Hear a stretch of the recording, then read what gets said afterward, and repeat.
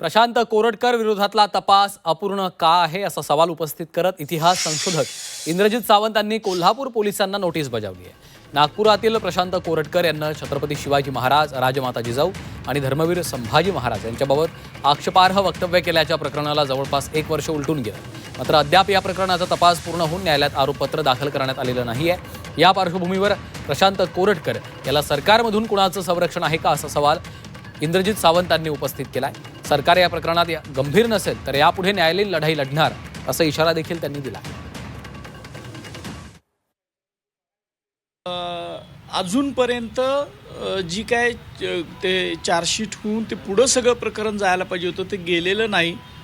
आम्ही सातत्यानं त्याचा पाठपुरावा करत होतो, पण वेगवेगळी कारणं देत ते कशामुळं थांबवलंय, ते पुढं कुठं कोण त्याचे रक्षक आहेत का शासनामध्ये, अशी एक शंका आम्हाला निर्माण झाल्यामुळं काल आमचे वकील ॲडव्होकेट आशिम सरोदे आणि इतरांनी आम्ही एक लीगल नोटीस पोलिसांना पाठवले की जर पोलीस हे तपास करण्यामध्ये दिरंगाई करत असतील तर आम्हाला न्यायालयात जाण्याशिवाय पर्याय नाही। पुन्हा एकदा आम्ही या संदर्भात न्यायालयाचे दरवाजे ठोठावू।